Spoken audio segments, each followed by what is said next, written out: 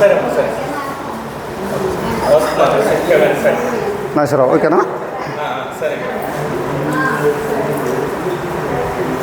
గురుర్ బ్రహ్మ గురుర్ విష్ణు గురుదేవో మహేశ్వర గురు సాక్షాత్ పరబ్రహ్మ తస్మై శ్రీ గురవే నమః. తస్మై శ్రీ గురవే నమః. అదే నేను నా పరిచయాన్ని అయితే ముందే చెప్పాను, మా ఊరు నుంచి వచ్చానని. నాకు మొట్టమొదలు మా గురువు గారు వచ్చేసి ఒక నిరక్షరాక్షురాలు, పేరు అంజనమ్మ. ఆ అమ్మగారు ఈ గురు పరంపరలో ఉండి వారి గురువు దగ్గర సరే ఏదో కొద్ది గొప్ప ఆమె తెలుసుకున్నది. ఆ తెలుసుకున్నటువంటిది ఏమి తెలుసుకున్నది ఏమనంటే కేవలం అప్పుడు వాళ్ళ గురువుగారు ఒక 25 పేర్లు చెప్పారు సాంఖ్యంలో. పంచభూతాలని చెప్పినాడు. దాంట్లో ఒక్కొక్కదానికి 5 అని చెప్పి ఆకాశ పంచకంతరేంద్రియాలని, వాయు పంచ ప్రాణేంద్రియాలని, అగ్ని పంచక జ్ఞానేంద్రియములని, జల పంచక విషయేంద్రియములని, పృథ్వీ పంచక కర్మేంద్రియములని ఇట్లా పేర్లు చెప్పి వాటి యొక్క శక్తులు, బీజాలు, దేవతలు, అవి చేసే పనులు అవి చెప్పారు. అదే విషయము నాకు చెప్పాలన్న ఆతృతతో దీంట్లో ఏదో ఉంది అన్నది మాత్రం మొత్తం మీద గ్రహించింది ఆమె. అది ఈ 25లోనే ఇదంతా ఎరుగుతున్నటువంటి ఎరుక అన్న జ్ఞాత ఏదైతే ఉందో అది ఉంది అని అనుకున్నది.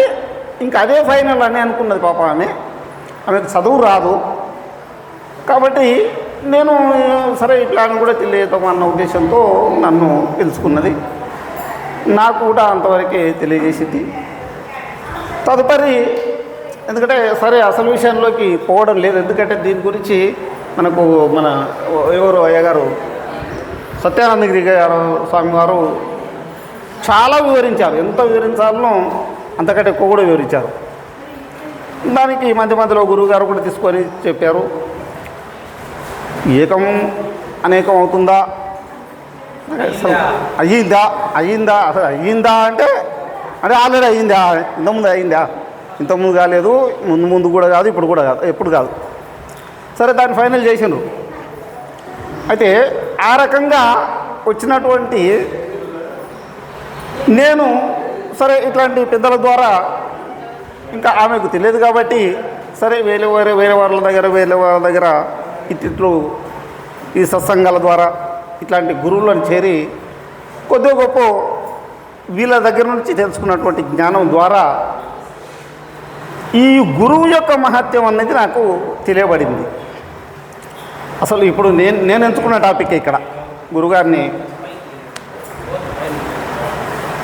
గురువుగారితో అనుమతి తీసుకొని నేను ఎంచుకున్నటువంటి టాపికే ఇక్కడ గురు వైభవము. గురువుగారి యొక్క ప్రాముఖ్యత తెలుసుకుంటే గురుతత్వం అనేది బోధపడుతుంది అన్నది నాకు ఒక అర్థం. గురువుగారి యొక్క ప్రాముఖ్యత కనుక తెలియకపోతే గురుతత్వం బోధపడదు. గురుతత్వం బోధపడాలంటే మొట్టమొదలు గురువుగారు మనకు అర్థం కావాలి. గురువుగారు ఎప్పుడైతే అర్థమవుతారో, గురువుగారు మనల్ని ఎప్పుడైతే స్వీకరిస్తారో అప్పుడైతేనే మనకు వారి దగ్గర ఉన్నటువంటిది ఏమైతే ఉందో ఆ ఏకం అనేది ఏదైతే ఉందో ఆ ఏకాన్ని ఏకంగానే ఇచ్చేస్తాడు. మనకు అనేకంగా ఇవ్వడు ఇంకా. ఎందుకంటే అది అనేకంగా ఎట్లాగూ లేదు అన్న సంగతిని తెలియజేసి మరి ఇది ఉన్నది ఏకమేనాయన, ఇది ఎప్పుడూ అనేకం కాదు. ఈ అనేకంగా కనిపిస్తున్నదంతా కూడా అబద్ధమైనటువంటిది. ఎందుకు అబద్ధమైనటువంటిది? మొట్టమొదటి నేనే అబద్ధము. నేను అబద్ధమైనప్పుడు నువ్వు అబద్ధము. మరి నేనే ఒక బూటకం అని అంటే నేను చెప్తున్నటువంటి మాటలు బూటకాలు కావా? అందుకే గురుగారు చాలా క్లాసుల్లో మొట్టమొదలు మూగవాని పలుకులు శ్రోతలులో కోటలు దాటించినట్టాడు. మూగవాని పలుకులు మూగవాని పలుకులు ఏంది మళ్ళీ? మూగవాని అంటాడు, పలుకులు అంటాడు. మూగవాని పలుకులు శ్రోతలు కోటలు దాటించినాడు అంట. మూగవాడు ఇక్కడ మాట్లాడతాడా? ఏమో వాడు రోడ్ పూట పోయి ఒక వ్యక్తి పోతుంటే ఏమయ్యా మీ పేరు అని అంటే అయ్యారు నాగేశ్వరరావు గారు ఏదో పోతుంటే ఏదో జపించుకుంటూ పోతున్నాను అన్నారు. మీ పేరేమయ్యా అంటే మా అమ్మ గుడ్రాలు నాకు మాటలు రావు అన్నాడట. ఇక దీనికి అర్థం చెప్పు అని మళ్ళీ 6 నెలలు సమయం ఇస్తే ఎవరు చెప్తారు? ఆయనకు మాటలు రానాయన మా అమ్మ గుడ్రాలన్న మాట ఎట్లా చెప్పిండు? ఇది ఎవరికి వాళ్ళ గురు శిష్యులకు తెలియబడేటువంటివి వారి సందర్భం తెలియబడేటివి ఉంటాయి. అట్లాంటివి అందరి సమక్షంలో ఒక తెలియకపోవచ్చు. ఈ బోధ అనేది గురు బోధ అనేది ఎట్లా ఉంటుందంటే ఈ తండ్రి కొడుకుల సంబంధం, తల్లి బిడ్డల సంబంధం, భార్యాభర్తల సంబంధం లాంటిది మాత్రమే. వాళ్ళిద్దరి సందర్భం ఉండేటువంటిది మూడో వ్యక్తికి తెలియాలంటే తెలియదు. నా పిల్లలే వాడు ఇక్కడ ఆడుకుంటూ ఉంటాడు, బెటర్ వాళ్ళ అమ్మ అటు పోతుంటుంది, ఊరికొచ్చి దగ్గర పట్టుకుంటాడు, బిగ్గర పట్టుకుంటాడు, అమ్మ ఎటు పోతున్నావు? సరే పోతున్నా నేను నా పని మీద నేను పోతున్నా, అదాన్నే పెట్టినా చూడండి. అదాన్నే పెట్టినా అంటే అదేందో వానికి అర్థమైంది, సరే అంటాడు. మరి వాని పక్కనే రోజు ఆడుకుంటున్నటువంటి వాని పక్కన ఉన్న వ్యక్తికి తెలియదే. అదే అంటే ఏంది ఇక్కడ వీనికి అర్థమైంది? తాళం చెయ్యి, ఇల్లు తాళం వేసినా దాన్నే పెట్టినా చూడంటే వీనికి అర్థమైంది. అంటే ఇట్లాంటిది వాళ్ళ గురు శిష్యులకు మాత్రమే తెలిసేటువంటి ఉంటాయి. అట్లా ఈ గురు సూచనను పట్టుకోగలిగేటువంటి శిష్యుడు కావాలి. ఇంతకుముందే మన పరిచయవేది విషయంలో సత్యానంద స్వామి గురుగారి విషయం మంచి చర్చ జరిగింది. దానిలో అది పట్టుకునేగలిగే వారికి మాత్రమే పట్టుకోగలడు. ఎవరికి ఇంకాలనో వాళ్ళకు మాత్రమే. నీ పాత్ర శుద్ధి చేసుకో మొదలు. నీ పాత్ర శుద్ధి చేసుకుంటే నీకు భిక్ష పెట్టేవాడు పెడతాడు. నీ పాత్రని శుద్ధి లేకపోతే మరి భిక్ష ఎవడు పెడతాడు? అంటే గురు వైభవం అనేది తీసుకురావడానికే నేను ముందు మాట తీసుకొని వచ్చినాను. అంటే దాంట్లో సరే కృష్ణ వారి కందర్ప గారు తీసుకుంటాను. ఒకటి, నన్ను ఆశ్రయించినావని అన్నా ఈ బోధ నీకు అతుకుట కొరకై ఎన్నో యుక్తులు చెప్పితి, విన్నావ దీన్ని నీవు విడువకెప్పటికీ, నా ఆజ్ఞను గడువాకెప్పటికీ. అంటే ఎన్నో యుక్తులు నన్ను ఆశ్రయించినావని, ఆశ్రయించకపోతే పిలిచి చెప్పేది కాదు.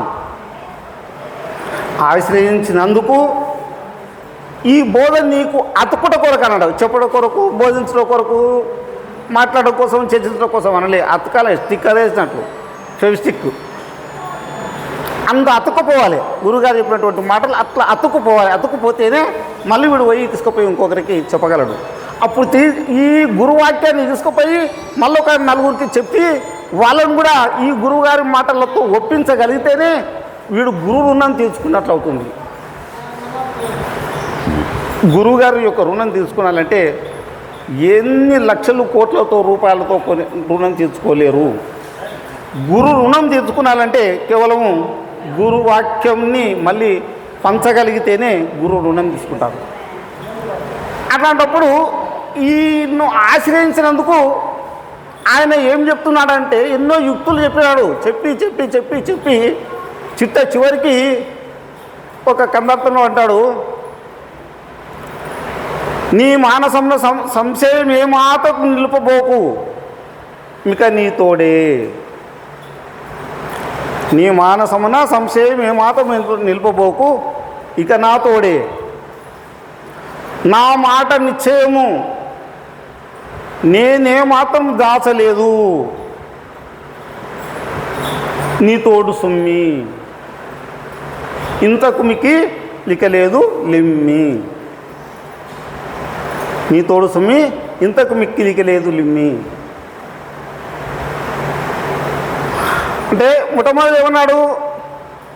నీ మానసమున్న సంశయం ఏమాత్రం నిలిపోపోకు, నా తోడు సుమ్మి. నా మాట నిశ్చయము, నేనే మాత్రము దాచలేదు, నీ తోడు సుమ్మి ఇంతకు మిక్కిలిక లేదులెమ్మి. నన్ను నీ మదిలో తలుసుము,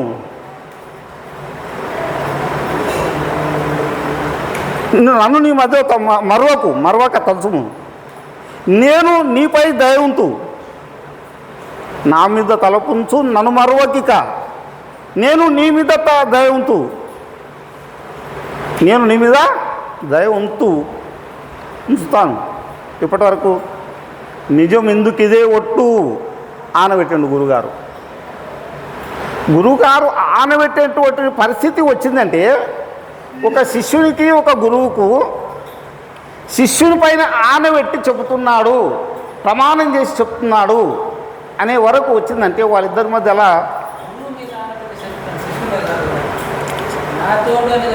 మొట్టమొదటి నాతోడు అన్నాడు కదా గురుగారు. రైట్, మొట్టమొదటి నాతోడని అన్నాడు. నాతోడు నాయన నేను ఏం దాచలేదన్నాడు.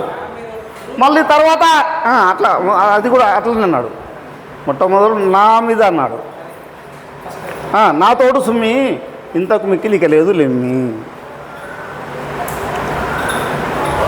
అయిన తర్వాత నిజం నేనేమాత్రం దాచలేదు, నీ తోడు సుమ్మి కన్ఫ్యూజ్ చేస్తుగా అదే రాదు. నీ తోడు సుమ్మి చేస్తా, సారాంశం అదే. అంటే నీ తోడు సుమ్మి ఇంతకు మిక్కిలిక లేదు లెమ్మి.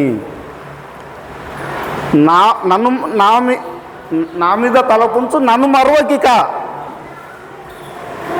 నీ తోడు ఇప్పుడు నీ తోడు నేను మరొక నీ మీద దయ ఉంటూ నిజం ఎందుకు ఇదే ఒట్టు, నిజం ఎందుకు ఇదే ఒట్టు.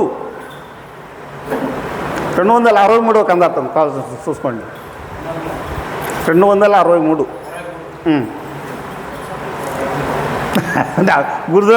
గురుదత్తాభయదానము 19.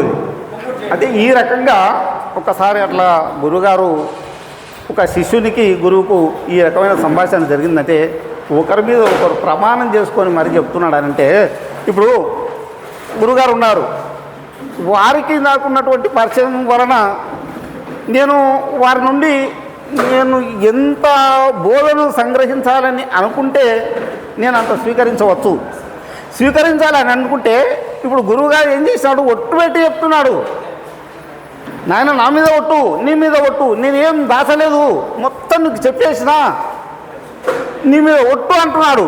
ఒట్టు అని చెప్పిన తర్వాత నిజానికి ఇప్పుడు ఏం చేయాలి శిష్యుడు అంటే, ఇంత మాట చెప్తున్నావు కదా గురువుగారు అని చెప్పి కాళ్ళ మీద పడి ఏడవాలి. లెక్క అయితే ఇంకా వేరే ఆప్షనే లేదు. కాళ్ళ మీద పడి ఏడవడం అంటే కూడా మళ్ళీ ఎవరికి వినిపించకుండా లోపల కాదు, బయటికి వినిపించేటట్లు ఏడవాలి. ఏడిస్తే నలుగురు వస్తారు, ఏమైనా పూజారి గారు అంతగానో ఏడుస్తున్నాడు తీసుకోరాదా, ఏమయ్యా పూజారి గారు ఎందుకు నువ్వు ఎంతగానో ఏడుస్తున్నారు, పట్టుకొని తీసుకోపోరాదా, పాపం శిష్యుని కావాలంటున్నారు కదా నీకు. అప్పుడు 10 మంది వచ్చి చెప్తారు, ఎందుకంటే ఇంతగానం జరిగింది వీళ్ళకి చర్చ, నా మీద ఒట్టు, నీ మీద ఒట్టు, నాయన నీ ఏం దాసలేదు మొత్తం చెప్పినాన్ని అంటున్నాడు. అన్న తర్వాత ఇన్ని చెప్పినటువంటి మాటలకు కాళ్ళు పట్టుకొని బిగ్గర పట్టుకొని ఏడిసినాను అనుకోండి, ఆ ఏడవడం అందరికి వినిపించినట్లుగా అట్లా ఏడిస్తే ఇంకా సమస్యనే లేదు. గురువు గారు తన లోపల ఏమి దాచుకోకుండా అంతా చెప్తాను పదనాయన అని చెప్పి తీసుకొని పోతాడు. తీసుకొని పోకపోయినా అందరూ కలిసి పంపిస్తారు. ఇది గురువుగారి పైన ఉండేటువంటి భక్తి శ్రద్ధలతో ఉంటే తప్ప ఈ బోధపడదు. ఏదో అందరూ వచ్చిన నేను వచ్చినా సరే, అందరూ కూర్చున్నా నేను కూర్చున్నా, అందరూ నేను పోయినా అంటే కాదు. గురువు పైన భక్తి ఉండాలి, గురు నిష్ట ఉండాలి. అందుకే నిష్ఠకు కష్టపడే వలేరా పరమ నిష్ఠారిచే గురు సూటి నిలుచుతున్నదిరా అంటాడు. కాబట్టి ఈ రకంగా నిష్ఠకు ఎప్పుడైతే కష్టపడితే ఆ పరమ నిష్ఠచే గురుసూటి ఎట్లయితే నిలుస్తుందో, ఆ నిలవడం కోసం గురువు పైన ఉన్నటువంటి భక్తి ఎప్పుడైతే నువ్వు పెంచుకుంటావో అప్పుడే గురు చుట్టూ నిలిచి నీకు గురుతత్వం బోధపడుతుంది అనేది తెలియజేస్తూ నాకు ఈ అవకాశం ఇచ్చినటువంటి పెద్దలకు మరొకసారి ద్వాదశ వందనాలు తెలియజేసుకుంటూ ఫస్ట్ నీ తోడు మళ్ళీ నాకు అంటే గురువు తోడు ఫస్ట్ మన శిష్యుడు అదే కదా నీ మాట సమయ సంశయం మాత్రం నిలుపబోకు ఇక నా తోడే నాతోటి నా మాట నిశ్చయం నిశ్చయము ఏ మాత్రము దాచలేదు నీతో నీతో ఫస్ట్ నా మీద ఉంటూ నీ మీద ఒకటి కరెక్ట్ నీ మీద ఒకటి ఇంతకు మికిలి కలేదు లేమ్మి నా మీద తలపుంచు నన్ను మరవకిక నేను నీపై దయ ఉంటూ నిజమెందుకు ఇదే ఒట్టు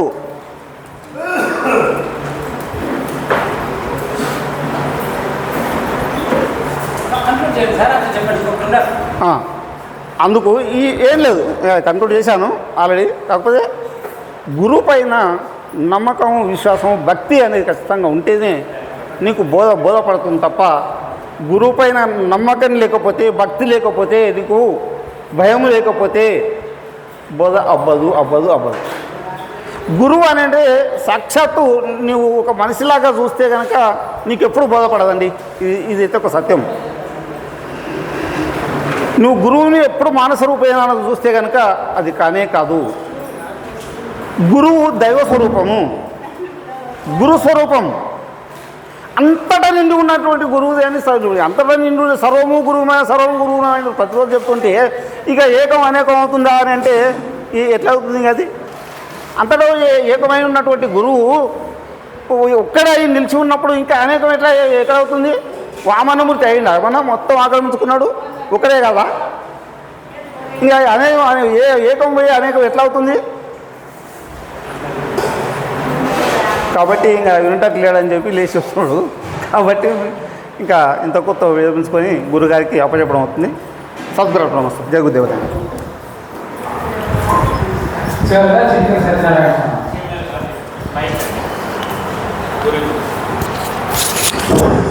మీరే కదా అమ్మగారు చెప్పండి.